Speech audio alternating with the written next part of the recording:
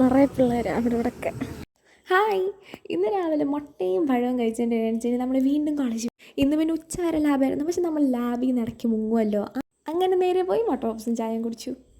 എൻ്റെ ഒരു ഫ്രണ്ടിൻ്റെ S23 ഒരു വര വീണതൊക്കെ ഇടയ്ക്ക് കാണിക്കുന്നുണ്ട്. പിന്നെ നമ്മൾ നേരെ പ്രൊജക്റ്റ് സബ്മിഷനൊക്കെ നടക്കാം. പക്ഷേ ഞാൻ നേരെ പോയി ഫുഡ് കഴിച്ചു. അത് പക്ഷേ എൻ്റെ ഫുഡ് ആവണമെന്നൊന്നുമില്ല, ആരുടെയൊക്കെ ഫുഡ് ഞാനെടുത്തൊക്കെ കഴിക്കും. അത് കഴിഞ്ഞ് എൻ്റെ പ്രൊജക്റ്റിൻ്റെ കാര്യവും നോക്കി ക്ലാസ്സും കഴിഞ്ഞ് നേരെ പിന്നെ 4:30 ആയപ്പോഴത്തേക്ക് നമ്മൾ ചായ കുടിക്കാൻ പോയി.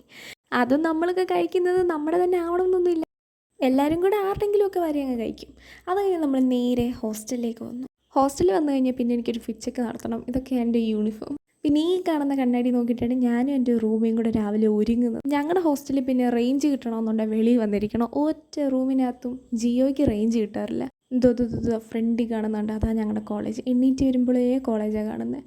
രാത്രി പള്ളേന്ന് കയറാൻ തുടങ്ങിയപ്പോൾ നമ്മൾ എന്താക്കി, ഈ താഴത്തെ ദോശക്കടയിലോട്ട് പോയി അവിടെ നിന്ന് ദോശയും പിന്നെ ചിക്കനും ഒക്കെ കൂടെ കഴിച്ചു. നമുക്ക് ഉണ്ടാക്കാനുള്ളൊരു സാവകാശം കിട്ടിയില്ല, ഉണ്ടാക്കാൻ മടിയായിരുന്നു, സമയമില്ലായിരുന്നു.